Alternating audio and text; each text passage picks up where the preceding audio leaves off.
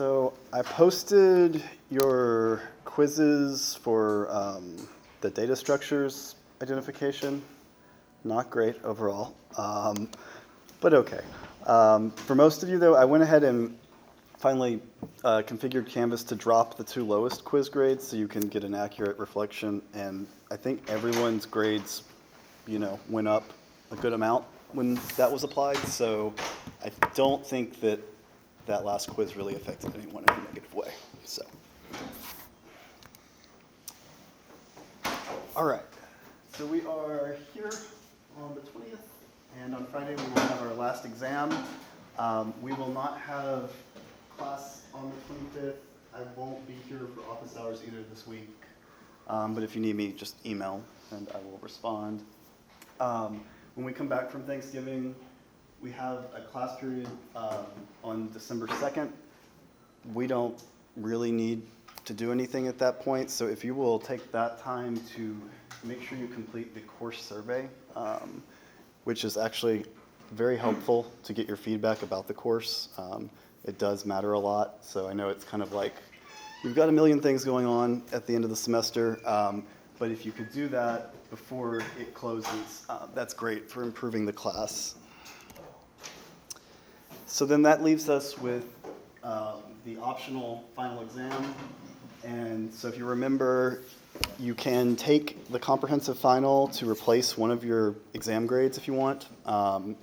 So once we take exam 3 and you can see all of your grades, you'll know if that's to your advantage or not. If you take it and you do poorly, it doesn't count against you. So it's kind of only a positive there. And that exam is just a combination of everything that's been on all of the exams. So it's all similar style questions, just different details. All right, so that brings us to today, exam 3 review. So I've posted on Canvas the usual PDF kind of summary of what we've gone over that's relevant to this exam. So it's mostly, we have graphs and we have hashing. So quite a bit of the basic graph properties, and then the graph algorithms that we looked at, so depth first search, breadth first search. And then for minimum spanning tree, we had Prim's algorithm and Kruskal's algorithm. For shortest path, we had Dijkstra's algorithm. And then we talked about Euler paths and Hamiltonian paths and circuits. And then we talked about hashing. So this is on Canvas for you. It's just the typical summary. But we will go through what's most important today.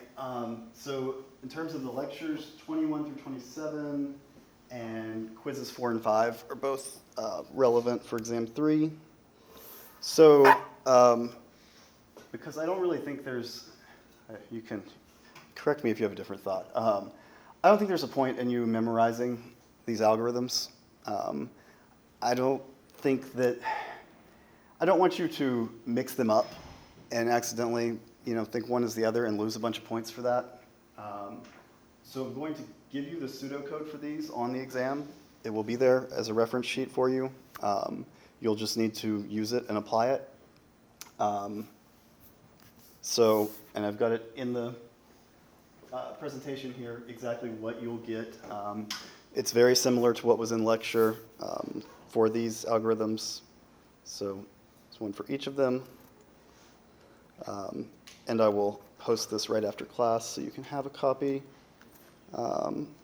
But in general, I don't want you to worry about memorizing the algorithms. It's just not something you have to do in the real world, and it's not a huge point in doing it. So breaking down the exam, it's going to be 19 questions and 3 bonus questions. There will be 6 questions that are pretty basic, like kind of quick questions about graphs, just like things like, what's the in degree or out degree of this vertex on this graph? Is this graph undirected or directed? Very, very basic stuff there. You'll have one question converting a visual graph into the adjacency matrix, and then 2 questions converting an adjacency matrix into a visual graph. We'll have a question on depth first and breadth first. There'll be 5 questions on hash tables, and then 1 question for each algorithm, so prims, Kruskal's, and Dijkstra's. So for the graph characteristics, this is kind of what you can expect. You will be given some graph, and here are kind of the things that might be asked, right? In degree, out degree, directed, undirected. Are there any cycles in the graph? Is the graph weighted? Is the graph disjoint, like disconnected?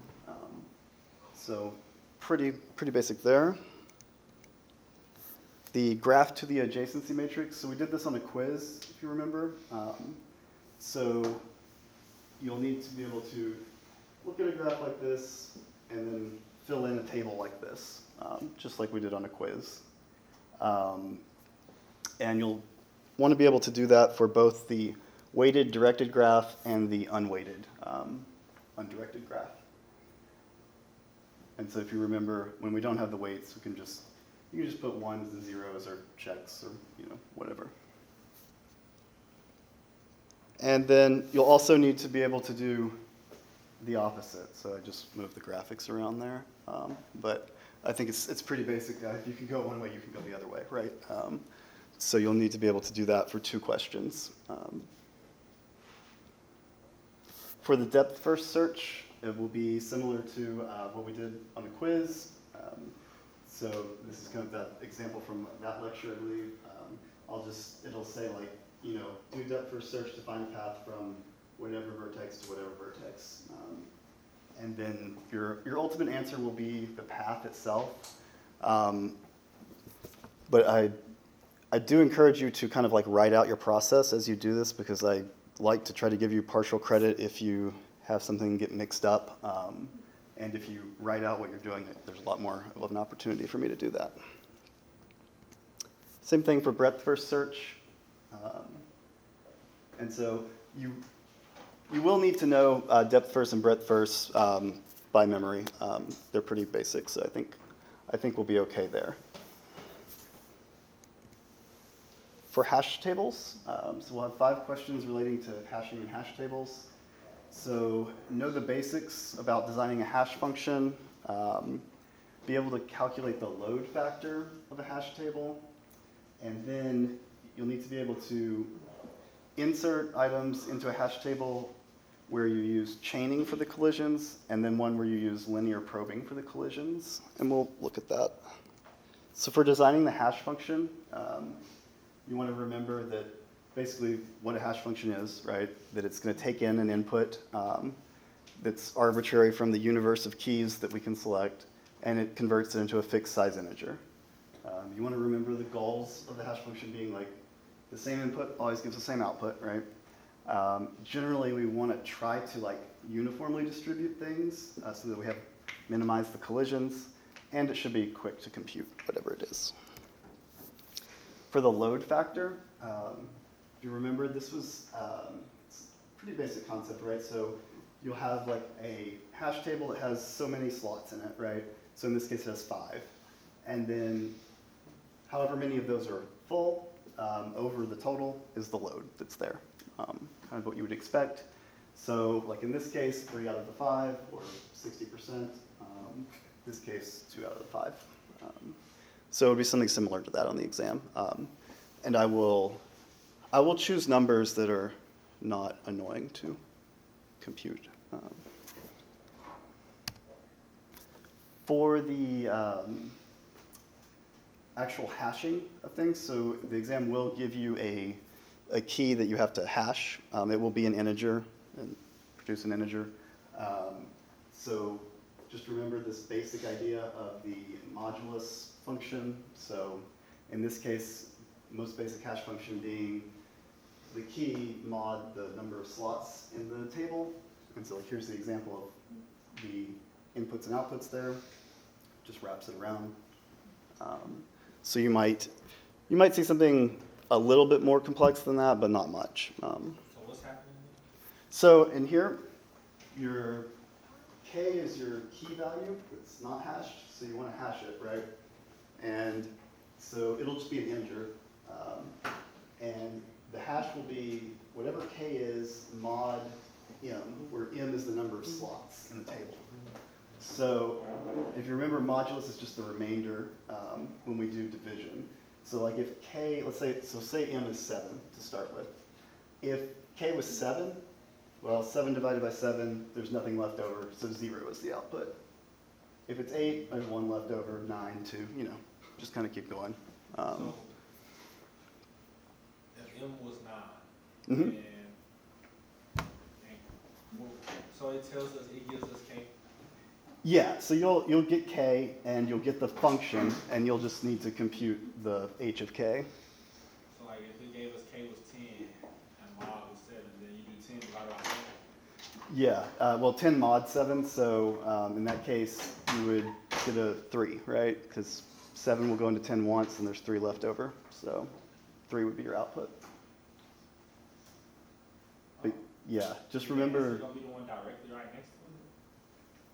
Or is it not going to be like that? Like, cause if you go to k equals 10, then it's 3 right there. Yeah, so it depends on the function, right? So like when you start, like they will be aligned, but then they have to wrap around, essentially, because the mod is just making it so you can't like go out of bounds in your space. But yeah, just the important thing to remember is what the modulus function does, and just that it's just the remainder. And you should be good if you can remember that, because then you can, like this formula will not be much more complicated than this. It might be like k plus 2 mod m or something instead of just k, but will be pretty basic. And also, if you look at the slides we have on when we did hashing, there's some more examples. I think that'll give you a good intuition for it, and how to compute that part. Okay. So, other questions? Just stop me if you have something. The other part of hashing, you remember the collision part. So in this example, these are the keys, and the hash values are just these numbers right next to them. And so obviously some of them have the same hash value. So for the chaining approach, instead of storing the value in the table, we just store like a linked list, and so you just tack it onto the end, right? Just chain it along. And if you remember, in the linear probing approach, what you do is you just go to the next slot that's available. So it matters about the order that you put them in. So if we went top to bottom here, right? So we start with Glenda, which is 1, so it gets in the 1 slot. The next one, No Good Deed, is also 1, so it can't go here, but 2 is open, so we can put it in 2. And you just keep doing that over and over. And if you come to the bottom, you start back up at the top. Okay. So that's hashing. That's everything that will be covered on it. We'll do Prem's algorithm. So if you remember, this is for finding the minimum spanning tree in a graph. And so you'll get the pseudocode that's similar to this.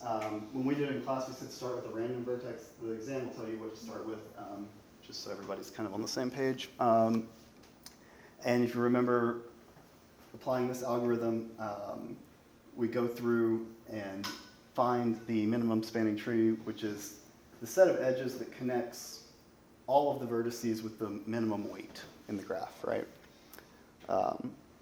And so we'll have one that asks you to do Prim's algorithm, another one that asks you to use Kruskal's algorithm. You remember they're slightly different. So with Kruskal's algorithm, we're looking at just the edges all kind of together at once. And this is where we can kind of build them in parallel.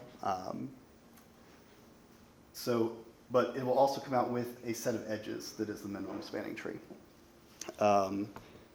So keep in mind that, of course, there's not just one minimum spanning tree per graph, but these algorithms will give you one.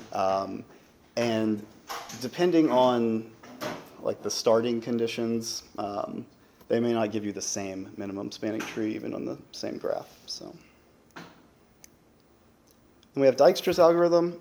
This is the wonderful pseudocode for that, which you'll get. If you remember, that was kind of this process that we chose to use for finding the shortest path in terms of weight, rather than just number of jumps that we're doing. And so if you remember, we would take in like a goal, like find the shortest path from A to F. And so on the exam, you'll get something just like that. Tells you where to start and where to end. And then you'll also have this table that you can use. And your ultimate result is a path like this. But again, you'll want to show as much of your work as you can as you go through that. For the bonus questions, you'll notice that Euler paths and circuits and Hamiltonian paths and circuits are not on the exam. So they are bonus questions, though. So if you want to get some points there, some mystery points, 2 points worth. Okay, so questions in general about exam 3, things you want to go over or...